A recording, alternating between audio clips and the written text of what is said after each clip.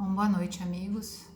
É uma alegria ter sido convidada pela equipe da Nesse para poder trazer aqui um estudo, para poder compartilhar com vocês ainda aqui de longe algumas das coisas que a gente pensa e que eu gostaria de trazer para que vocês também possam ter oportunidade de estudar sobre o assunto e tirar as conclusões de vocês. Eu sempre digo que o espírita é aquele que tem um pensamento crítico e que é capaz de pensar por si mesmos. Então, nós trazemos os temas, mas cada um vai elaborar isso pessoalmente, né? E eu agradeço muito e peço que a espiritualidade nos proteja a todos, né? A mim que estou aqui fazendo esse estudo. É sempre complicado a gente fazer essas coisas assim sozinhos, né? Nas nossas casas, mas eu desejo, peço a Deus que possa ser um estudo proveitoso da maneira como eu pensei em conduzi-lo, né? E o tema que eu trouxe, então, é sobre a liberdade, né? E como a gente pensa as questões do livre-arbítrio, muitas vezes se confundem. E a liberdade, num primeiro momento, a gente pensa, liberdade tem a ver com fazer o que a gente quer. É a primeira coisa que vem na cabeça da gente, né? Liberdade para escolher, independência e também não estar preso, né? Liberdade tem a ver com essa questão de poder ir, vir, falar. E a gente fala muito de liberdade de expressão, né? Tá muito ligado a isso.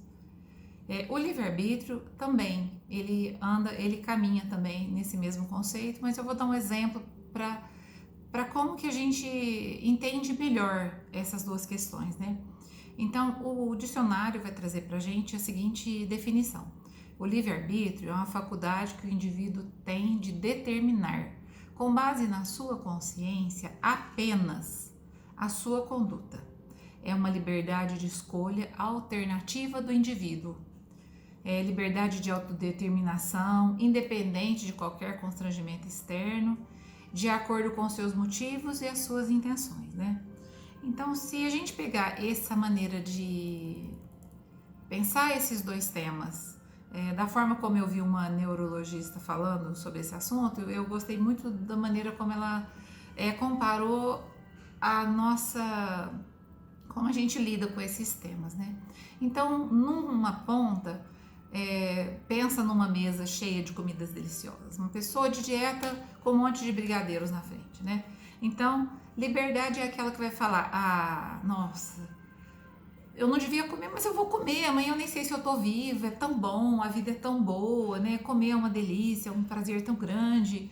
Eu vou comer, amanhã eu continuo a minha dieta. Essa é uma ponta da liberdade, né? Na outra ponta do livre-arbítrio, você tem uma liberdade, mas ela não é uma liberdade total, porque ela é pautada em outros conceitos também, em outros fatores. Então você olha a mesa de brigadeiro e pensa, eu posso comer esses brigadeiros, eles estão aqui e é uma delícia comer, mas eu tenho que pensar no meu colesterol, né? Eu tô fazendo essa dieta pela minha saúde e depois que eu comer eu vou ficar tão mal. Então, o livre-arbítrio ele é capaz de fazer com que a gente adie um prazer atual por uma coisa mais importante e futura. A gente é capaz de abrir mão de algumas coisas em favor de alguma coisa mais importante, né? Então, isso não está ligado, então, a apenas, eu dei o exemplo da comida, mas pensa na questão de gastar, né? No momento eu posso gastar tudo que eu quero, ai que delícia, tão bom, eu tô chateada, eu vou gastar porque eu tô chateada. E na outra ponta, não, eu posso gastar, mas com essa capacidade que a gente tem de escolher o que é melhor, não visando apenas o momento presente, mas visando uma coisa mais complexa em termos de tempo, em termos de pessoas, em termos de natureza, em termos de tudo. Por exemplo, quando uma pessoa ela se deixa levar por um relacionamento extraconjugal, por exemplo, ela no momento ela tá ali muito bem, é isso mesmo que ela quer, ela faz porque ela quis e tudo. Mas no outro momento, quando a gente vai pensar o quanto isso vai custar, vai custar o casamento, vai custar ferir o marido ou a esposa, vai custar talvez os filhos que vão estar envolvidos numa situação. Então a gente com o livre-arbítrio, a gente consegue colocar ali em análise, em perspectiva, muitas coisas que são muito importantes para nós, né? Mas dentro desses conceitos do dicionário, né, que é uma decisão, né, o livre-arbítrio, ou se a gente pegar numa outra vertente, que uma liberdade consciente e responsável também é o livre-arbítrio, né? O sinônimo é uma decisão independente de qualquer constrangimento. E aí eu já fiquei pensando nessa definição. Será que algum de nós é de fato livre de algum constrangimento? Nós podemos pensar num constrangimento real, de você ser obrigado a fazer alguma coisa. Mas existem constrangimentos que nos fazem agir, que eles são muito importantes e eles não são visíveis, não são palpáveis, mas eles também são reais. E são muito importantes e eles fazem com que a gente vai agindo, se comportando e pensando, sem saber que a gente está sendo constrangida por coisas que a gente não pensou. Porque quando eu pensei no tema liberdade, eu já pensei, nossa, mas somos livres ou não? E esse é um dilema que já a filosofia há quanto tempo já existem discussões, não, nós não somos livres, né? E aí a gente já cai na questão do determinismo, né? O que é o determinismo? É uma teoria que presume que tudo está pré-determinado, inclusive as nossas próprias ações. O indivíduo faz aquilo que a melhor coisa que ele pode fazer, já se sabia de antemão que ele iria fazer aquilo, porque esse determinismo já tem as suas causas que já são muito concretas até, de que se aconteceu aquilo, você vai fazer aquilo, e me parece que existe até uma confusão. Quando as pessoas pensam, inclusive, quando a gente nasce, a gente já tem algumas provas que são importantes na nossa vida, fica uma confusão. Mas é determinismo? Então, se eu vou ter que passar por aquela prova? Então, eu achei assim interessante pensar nisso aqui, né?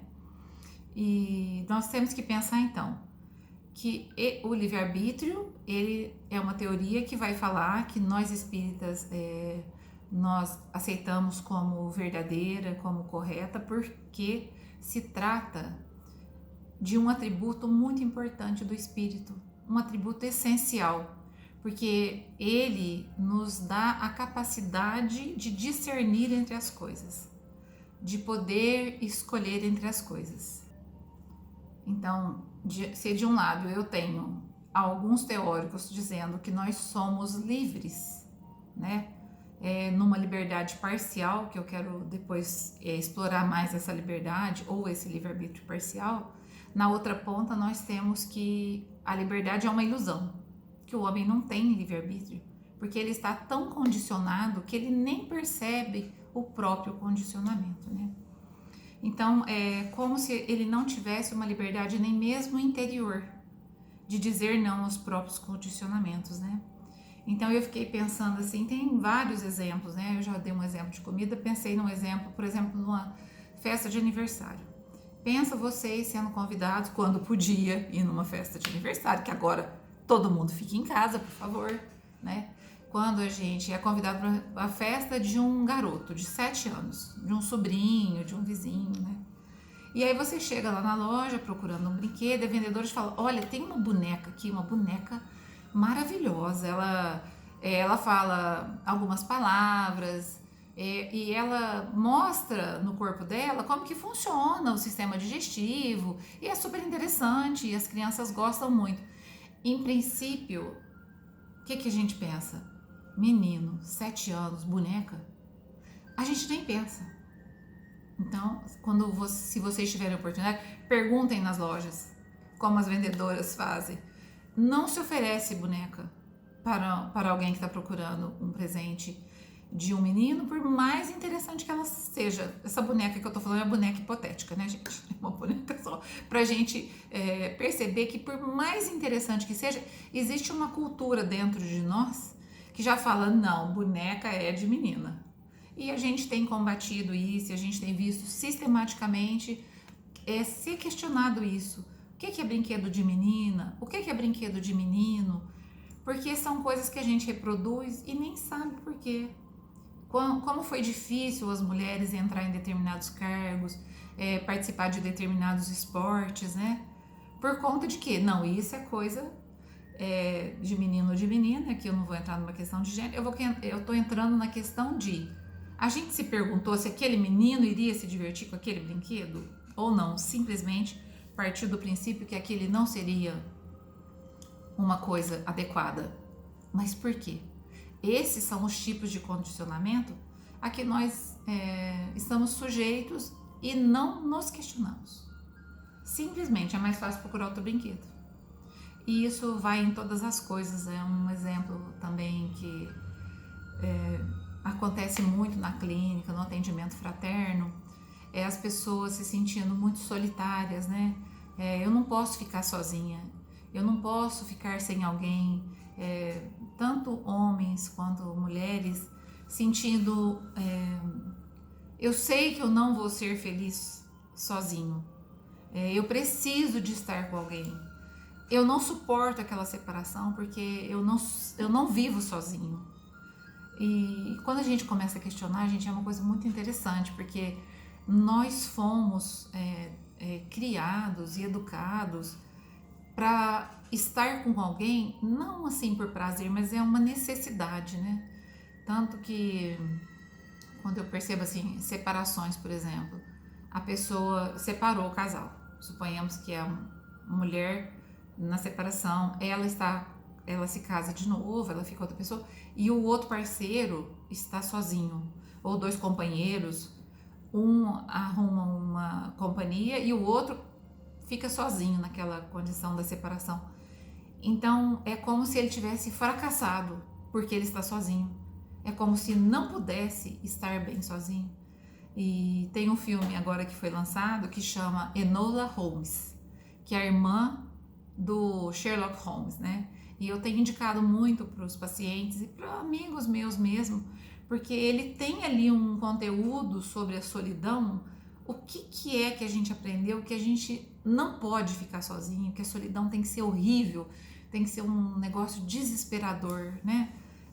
Quando é que a gente aprendeu que ficar sozinho é uma coisa tão penosa, né? A gente se esqueceu do conceito de solitude, que é aquele prazer em estar consigo mesmo, a alegria da não falta do outro com a sua própria presença.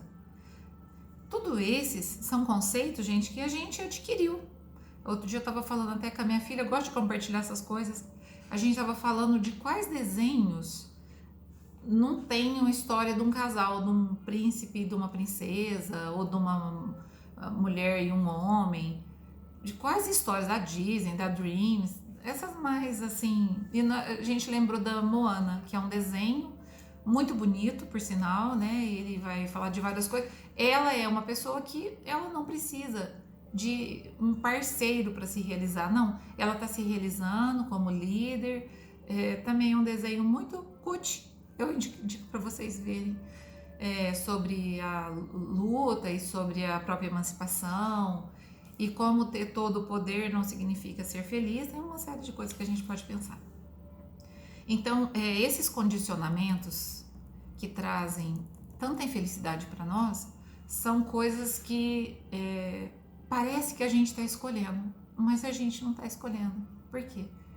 Porque tem a cultura, tem as nossas crenças pessoais, tem os nossos modelos de vida que sempre fizeram aquilo daquele jeito e que a gente acaba agindo da mesma maneira. Tem a maneira como a gente critica e julga a vida e as pessoas e que a gente nunca às vezes parou para questionar. Gente, mas isso faz sentido para mim? Fazia sentido, sei lá, para minha mãe, para o meu grupo de amigos, fazia sentido em um outro momento, mas continua fazendo sentido para mim ainda?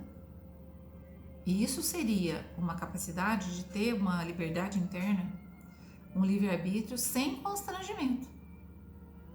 Sem o constrangimento dessas forças externas. Porque quem é totalmente livre de si mesmo, das próprias necessidades e conflitos? Veja que a gente vai afunilando esse conceito de liberdade, né? Ah, gente, e para falar de liberdade, eu não falei de uma coisa que eu acabei de lembrar aqui, importante aqui, olhando as minhas anotações, né? O quanto a gente está sujeito ao pensamento dos grupos, né? O quanto a gente está sujeito a o que está na moda, a o que é importante hoje como conceito de felicidade, o que é sucesso hoje em dia. Todas essas coisas são forças sob as quais a gente não percebe. Elas estão exercendo uma pressão sobre nós, sobre a nossa felicidade, sobre o jeito de levar a vida, e a gente não se percebe, né? E outra coisa também que influencia demais o nosso jeito de agir, que não leva em conta apenas a nossa necessidade livre, são os nossos medos, que nos levam a tomar decisões e a fazer coisas que não são com esse pensamento de integração com tudo que eu vivo, com a minha vida, com os meus sentimentos verdadeiros, né? E o Tolstói tem uma frase assim, maravilhosa, né? Ele foi um escritor russo e um grande pensador, que ele tem uma frase que eu queria que vocês gravassem. Não alcançamos a liberdade buscando a liberdade, mas sim a verdade. A liberdade não é um fim, mas uma consequência. Eu vou repetir o comecinho. Não alcançamos a liberdade buscando a liberdade, mas sim buscando a verdade. Por que a gente tem que buscar a verdade para encontrar a liberdade, né? Outra indicação que eu faço, assim, que me impressionou demais esse mês, foi assistir o documentário O Dilema da Rede. Gente, vocês querem ver o que é falta de liberdade e o que é manipulação nossa, que nós estamos sujeitas, eu estou sujeita? Assistam o documentário O Dilema da Rede. A gente vai ver o quanto a gente escolhe pouco, o quanto a gente deixou de ser consumidor e virou produto de venda. É um documentário assim, para a gente se questionar muito, mas para a gente se questionar muito o que nós estamos fazendo com a nossa vida. E de repente a gente até escolher ficar na mesma coisa, mas pelo menos a gente vai escolher sabendo o que a gente está escolhendo. Sabendo que a gente está escolhendo não escolher. Porque não escolher também é uma escolha. Incrível a questão da liberdade, né? Gosto muito, né? Então, nós estamos vivendo essa semana um desafio, gente. Olha, nós estamos vivendo a pandemia, nós estamos vivendo o isolamento, né? Todo mundo com medo, inseguro, né? E essa semana, esse calor que eu vou te contar, viu? Eu espero que não seja uma antecipação do lugar para onde eu vou depois. Eu espero que seja outra coisa, esse calorão, né? Gente, que loucura que tá sendo isso essa semana, né? Aí fica, gente, mas eu tô sozinha, tô em casa, tô com medo, eu não posso fazer nada. Cadê a minha liberdade? Entre o que eu posso escolher? E aí eu trouxe aqui um livro que foi para mim um divisor de águas. Eu recomendo muito, como não para vocês lerem uma vez, mas para lerem várias vezes. É esse livro aqui, ó, Em Busca de Sentido, do Viktor Frankl. Essa história é de um médico, né? Ele já era médico e ele é um austríaco que ele acabou por conta da situação dele de família, né? Da origem dele, sendo levado para os campos de concentração. Ele e a sua família, todo mundo foi separado, né? E ele vai escrevendo o livro do começo da chegada da recepção no campo de concentração até depois da soltura um pouco. E é um livro curto, né, tem 100 e poucas páginas. As demais é para ele falar sobre a teoria que ele desenvolveu. Ele já tinha muito interesse na área das questões humanas antes de ir para o campo de concentração, mas depois que ele passa pelo campo, então ele desenvolve uma teoria que se chama logoterapia. E esse livro, então, a metade dele tem a história e a outra metade ele vai falar sobre a logoterapia. Eu já vou falar o que é. Nesse livro, gente, quando ele vai contar as experiências dele, ele não fica fazendo um relato sentimentalista, piegas do que ele passou. Ele procura ser muito claro no que ele está falando, e ele vai falando da experiência dele, dos medos dele. Cada capítulo, gente, ele fala pouco. Ele poderia, por exemplo, falar sobre as humilhações dos prisioneiros, ele poderia ter gasto 20 páginas para contar tudo. Mas ele, rapidamente, ele fala de tudo que ele passou. Então tem capítulos, aqui eu coloquei algo sobre a dor, sobre a fome, sobre a esperança, sobre a apatia, sobre a inveja, sobre o sexo no campo de concentração, planos de fuga que eles fizeram, sobre as mortes, né? Mas aqui, para nós, o capítulo que vai ficar para nós é um capítulo que se chama Liberdade Interior.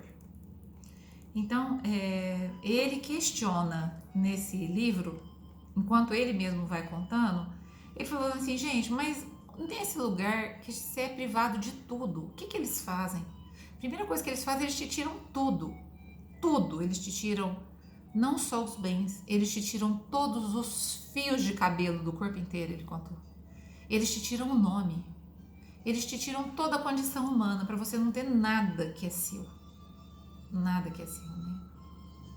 Então, eles não tinham remédios, eles não tinham direito a dormir, o sono era péssimo, eles não tinham direito a banho, eles não tinham direito a comida, eles eram um joguete que eles poderiam, a gente fala, viver um dia de cada vez, né? Mas lá eles tinham que viver 1 minuto de cada vez, porque dali 1 minuto, se alguém olhasse torto para eles, pronto, era o fim, eles eram um número ali, ninguém controlava ninguém sabia que tinha morrido alguém, e eles eram ali uma coisa a ser utilizada para os fins, né, para os quais os campos foram abertos, né. Então, que livre-arbítrio no lugar de tanta crueldade? O que é isso? O que significa isso? Né? Ele vai questionar, e eu trouxe para vocês as palavras textuais dele, porque eu acho muito forte. Ele fala assim, ó, a pessoa lá dentro do campo de concentração, ele está questionando, né? Como ter livre-arbítrio? Será que existe alguma liberdade interior, né? Então, ele mesmo escrevendo, né? A pessoa pode muito bem agir fora do esquema, mesmo estando naquela condição. Prossegue. Há suficientes exemplos, muitos deles heróicos, que demonstraram ser possível superar a apatia e reprimir a irritação.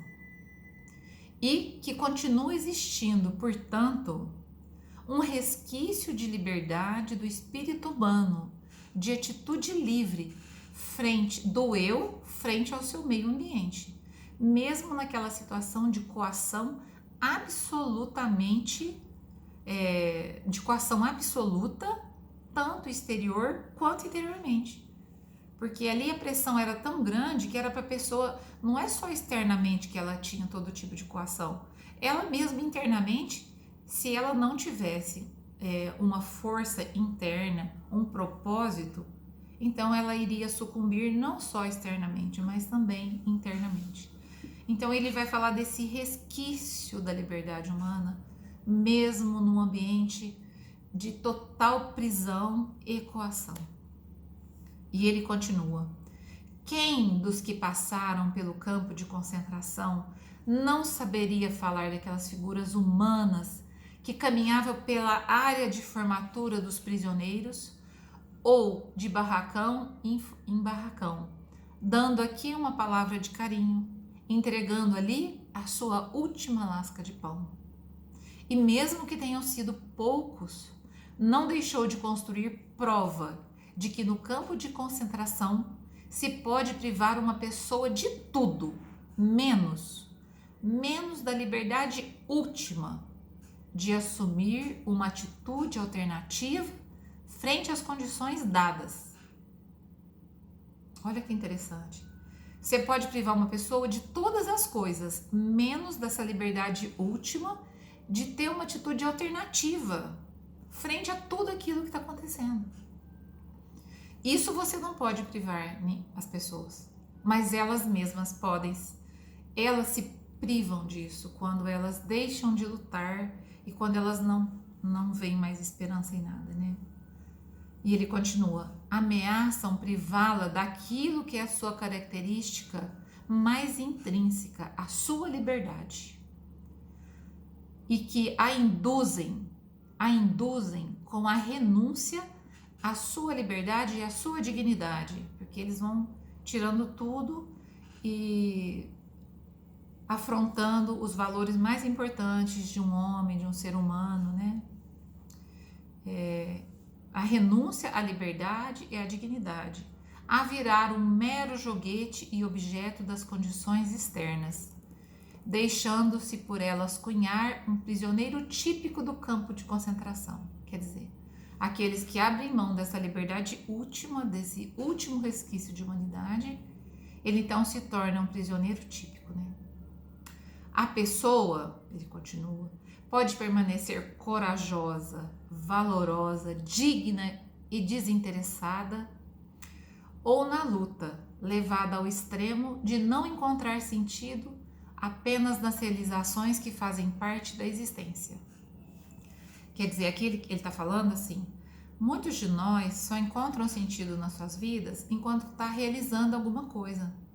Enquanto está, por exemplo, trabalhando. E isso é uma coisa interessante, porque quando eu fui fazer a pesquisa com pacientes em cuidados paliativos, que estavam gravemente enfermas, todas elas, todas diziam que o trabalho era a sua identidade, que quando eles deixaram de trabalhar, eles perderam tudo.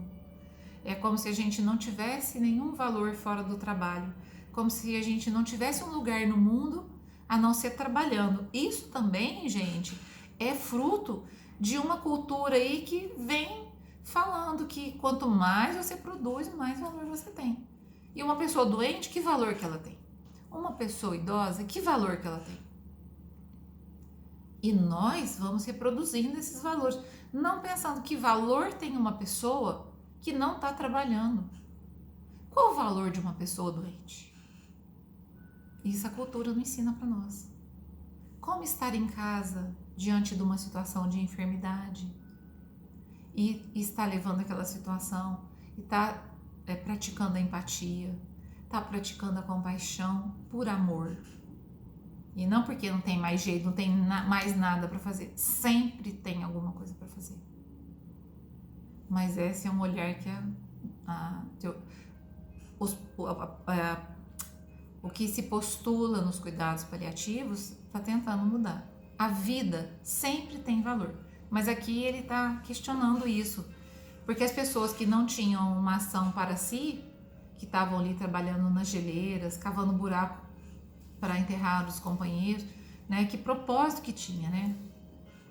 E aí ele vai falar, a maioria das pessoas lá do campo preocupava-se com a seguinte questão: será que vamos sobreviver ao campo de concentração? Pois do contrário, todo esse sofrimento não tem sentido. Entende a pergunta?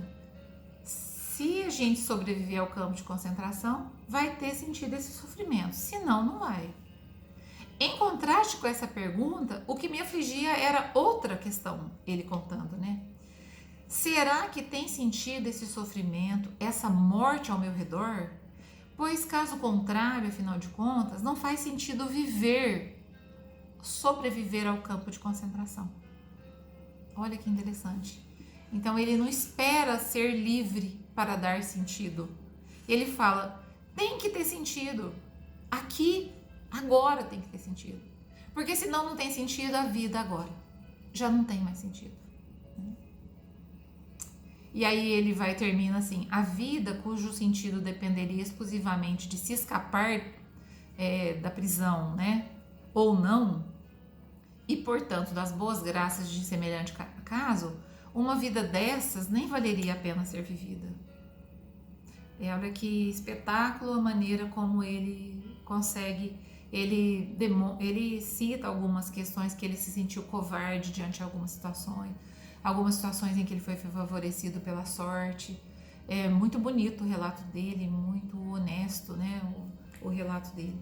Mas ele já procura o sentido e o propósito para agora. Tanto que a logoterapia é justamente uma terapia dentro da área psicológica, mas uma terapia que busque o sentido como a cura, né?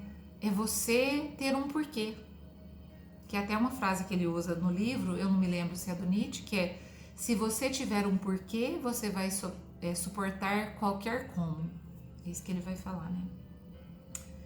E o livro, então, ele é maravilhoso e ele vai trazer para nós essa questão delicadíssima, muito sutil. As pessoas podem te tirar tudo, mas não essa liberdade última de escolher entre fazer o que você acredita, o que tem valor para você, né? E aí ele, no final do livro, ele vai falar da saída da prisão, muito diferente do que está nos livros. Ele vai dizer da condição que a pessoa, o portão estava aberto, as pessoas apáticas, traumatizadas, horrorizadas, destruídas, né? Rumando, né? Sem saberem para onde, para um futuro incerto, sem saber cadê suas famílias. E aí então ele vai percebendo que dentro dos campos mesmo, a sobrevivência não era aqueles que eram mais fortes, mas aqueles que tinham um sentido e escolhiam viver para esse sentido. Eles poderiam estar nas condições mais horríveis, mas ele tinha esse livre-arbítrio ou essa liberdade interior não condicionada pelas condições externas. E para mim isso é muito maravilhoso, porque a gente percebe ali que existia uma liberdade? Não, existia um livre-arbítrio parcial. Não se podia fazer tudo. Nem por você e nem pelos outros. Mas podia se fazer algo bom? Podia. E aí é que eu trago toda essa experiência para os nossos dias de hoje, né? E quando a gente vai percebendo as coisas que nós estamos passando hoje, tem algumas coisas que estavam já predeterminadas para que a gente passasse, porque a gente vive sobre uma lei perfeita de causa e efeito. Então não há como fugir do nosso passado. Mas a nossa escolha lá atrás, ela existiu, assim como ela existe hoje. E essa é a liberdade, e esse é o livre-arbítrio que a gente pensa como uma condição mais madura. Então, quando a gente estava pensando na evolução do ser e o seu livre-arbítrio também se ampliando, porque quando a gente estava ali na condição do instinto, a gente não escolhia as coisas e a gente foi adquirindo esse senso, essa percepção, essa riqueza desse detalhe: isso é bom agora, mas não é bom depois? Será que vale a pena mesmo assim? Não, eu vou pagar o preço. Não, não vou pagar o preço.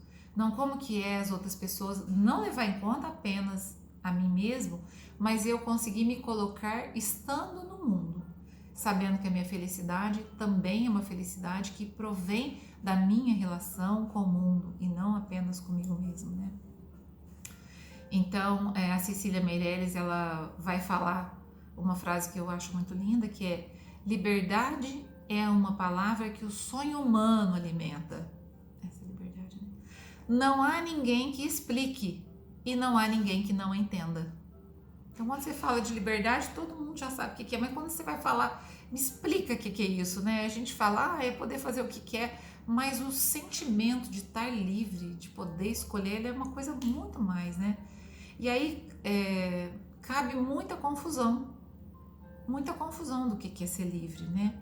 Porque a gente busca ser livre para ser feliz. E às vezes a liberdade custa a nossa própria felicidade e ainda nos torna prisioneiro. E isso é uma coisa assim paradoxal que a gente vive, né? A gente naquela luta por fazer tudo que a gente quer, né? nossa senhora, eu vou fazer porque, nossa, agora eu conquistei a minha independência, agora eu tô trabalhando, agora eu posso escolher, agora eu tô morando sozinho. A gente acaba, na busca da liberdade, aprisionado. Olha como faz sentido, então, o que o Tolstói falou. Busque a verdade, porque aí você vai pensar qual é a liberdade que eu estou procurando. É qualquer liberdade? É uma liberdade com qualidade? Que liberdade é essa que eu quero? É uma felicidade passageira que pode me custar uma vida inteira de arrependimento? Porque pensando assim, gente, pensando que nós somos almas eternas, nossa, gente, a gente tem que pensar muito bem, não tem? Não dá para ter essa liberdade de querer fazer tudo. E aí eu me lembro muito do Cortella quando ele traz a questão da ética. Eu quero, eu posso, eu devo. São os 3 fatores que eu tenho que pesar. Porque quando eu sou livre, eu posso. Né? Às vezes eu posso fazer uma coisa que eu tô querendo muito. Parar de estudar. Pega uma pessoa que está estudando. Aí quer parar de estudar, coisa chata. Eu quero. Eu posso. Mas eu devo? Não devo. Ou então, se eu pegar um outro exemplo, eu tô querendo excluir a minha amiga do WhatsApp, por exemplo. Às vezes eu posso, eu devo, não, às vezes eu não devo, né? Eu quero, às vezes eu também não quero. Mas é umas coisas assim que a gente tem que estar o tempo todo pesando, né?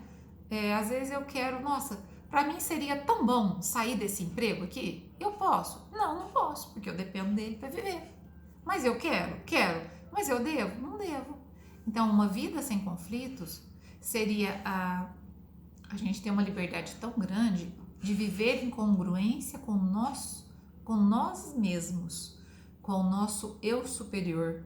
Nós não desejaríamos uma coisa que nós não devêssemos fazer, né? E nós poderíamos, né? Como Paulo fala, tudo me é lícito, mas nem tudo me convém. O nosso querer, o nosso dever e o nosso poder estariam alinhados.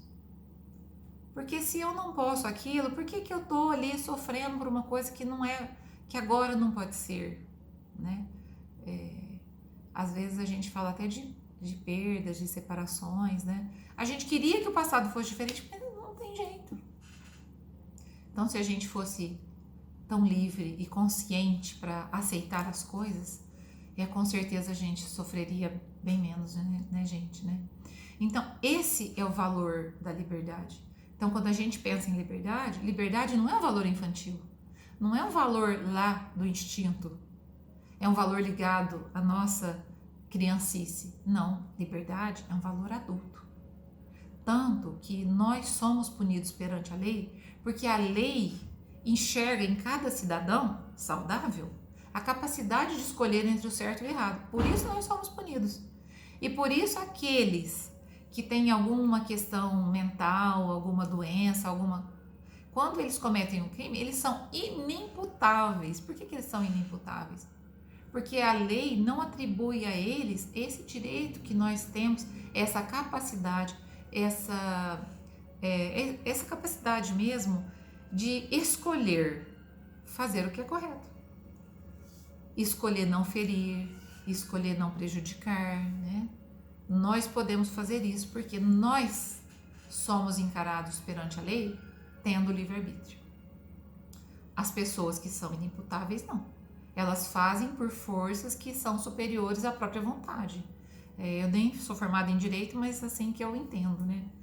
E aí eu fiquei pensando depois nessa questão de posso, gosto, devo. Eu fiquei pensando na questão do brócolis, né? Comer brócolis. Muitos adoram, eu não. Eu devo comer brócolis? Devo. Eu gosto? Não gosto. Quero? Não quero.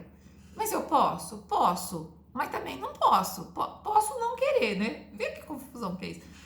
E aí, quando a gente pega uma questão dessa, alimentar, por exemplo, a gente vai entendendo que nem tudo que é bom faz bem.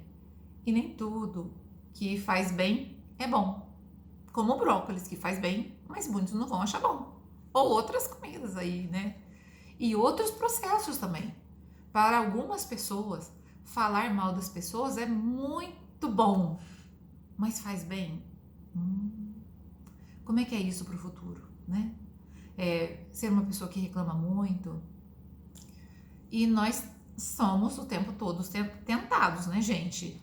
Então a gente tem essa questão de, se eu não cuidar da minha saúde hoje, fazendo o que eu devo fazer pela minha saúde, o que eu tenho condição de fazer pela minha saúde, obviamente eu não vou ser livre para escolher meu estado de saúde amanhã, porque existe todo um processo nas nossas vidas, né? Então a gente usa tão infantilmente esse livre-arbítrio, que é uma condição essencial do nosso espírito, de uma maneira que nos prejudica tanto, quando nós poderíamos fazer outras escolhas que são possíveis até mesmo nas condições mais terríveis, como mostra esse autor, né, o Viktor Frankl. Então, a proposta que eu pensei da gente trazer para essa noite é: busque a sua verdade. O que é aquilo que te faz realmente bem? O que é aquilo que te torna livre por muito tempo, e não aquilo que te torna hoje livre, amanhã prisioneiro. Prisioneiro de você mesmo, das suas próprias necessidades. O que torna a gente realmente cultivando coisas que são valores reais, diante da perspectiva de que a nossa vida ela é curta. E o nosso corpo é mortal, mas o nosso espírito vai sobreviver. Qual é a verdade que eu busco diante disso, né? Qual é a verdade que eu busco diante das minhas relações, que não são casuais, com a minha família, com esses pais que eu escolhi estar aqui, com esses filhos, com esse marido, com esses irmãos, com esse ambiente de trabalho que eu sempre estou ligada, né? Qual é a verdade que a prisão primeira começa no nosso pensamento? Que o nosso pensamento pode nos levar para caminhos tão tristes, né? Às vezes as pessoas se questionam, né? Nossa, mas por que eu escolhi isso? A prisão é não tentar fazer esse contato com esse eu, né? É estar ligada com os espíritos superiores. É pedir inspiração, falar: Deus, eu não sei o que eu faço. Me inspira para fazer o correto, né? Inspira a nossa humanidade diante dessa pandemia. Nos ajuda a passar esse período tão crítico de uma maneira digna, de uma maneira que eu ainda seja útil para alguém, além de mim mesmo, além da minha família, né? A verdade, essa verdade que nos aproxima do caminho do amor, do caminho da verdade, do caminho da vida, que foi a promessa do Cristo, né? Que ninguém iria ao Pai senão por Ele, e Ele era o caminho do amor. Então essa liberdade, essa busca de liberdade para ser feliz, ela só vai ser feita se nesse tempero for utilizado o amor. For feito tudo com muita responsabilidade. Foi feito tudo com uma visão ampla da natureza, das pessoas, né? E a gente fica em tantas dúvidas, quais caminhos, se eu estou no caminho certo, se eu não estou, né? E eu, como eu gosto muito de poesias, eu trouxe uma poesia para a gente pensar sobre essa liberdade e o perdão, né? Sobre o amor, sobre a nossa vida. E essa poesia, então, ela vem trazer os caminhos e como esses caminhos podem, né, ser tão gratificantes para nós, desde que a gente esteja disposto a caminhar no rumo da nossa evolução, mas não sozinhos. Para que a gente sempre lembre dessa liberdade, para que a gente haja sempre com fraternidade e que a gente não se esqueça de que tem gente ao nosso redor que merece o nosso respeito, que deseja também a sua liberdade, que às vezes não tem tanta consciência ou que tem mais consciência do que nós, mas que a gente faça sempre essas parcerias onde a gente aprende, onde a gente ensina. E a poesia que eu escolhi para encerrar esse estudo se chama: O que é mais importante? perdoar ou pedir perdão. Quem perdoa mostra que ainda crê no amor. Quem perdoa mostra que ainda existe amor para quem crê. Mas não importa saber qual das duas coisas é mais. E sempre é importante saber que perdoar é o modo mais sublime de crescer e pedir perdão é o modo mais sublime de se levantar. O que é mais? Amar ou ser amado? Amar significa tudo aquilo que todo mundo deve. Ser amado significa aquilo que todo mundo deseja. Mas não importa saber qual das duas coisas é mais. E sempre importa saber que ninguém pode querer amar sem se esquecer. E ninguém pode querer ser amado sem se lembrar de todos. O que é mais? Abrir a porta ou abrir o coração? Quem abre a porta mostra que vai receber alguém. Quem abre o coração quer que ninguém fique de fora. Mas não importa saber qual das duas coisas é mais. E sempre importa saber que abrir a porta é o modo mais delicado de ser bom. E abrir o coração é o modo divino de amar. Que é mais? Ir à lua ou ficar na terra? Quem vai à lua vê mais um tanto de tudo que Deus fez. Quem fica na terra vê mais um tanto de tudo que o homem pode. Mas não importa saber qual das duas coisas é mais. E sempre importa saber que quem vai à lua deve voltar à terra. E quem fica na terra deve ir aos outros. Que é mais? Dar ou estender as mãos? Quem dá mostra-se que se despoja de alguma coisa. Quem estende as mãos mostra que quer alcançar alguém. Mas não importa saber qual das duas coisas é mais. E sempre importa saber que dar é um gesto de bondade e estender as mãos é um gesto de bondade que sublima. O que é mais? Levar rosas ou enxugar lágrimas? Quem leva rosas mostra que se lembrou de alguém na alegria. Quem enxuga lágrimas mostra que não se esqueceu de alguém na infelicidade. Mas não importa saber qual das duas coisas é mais.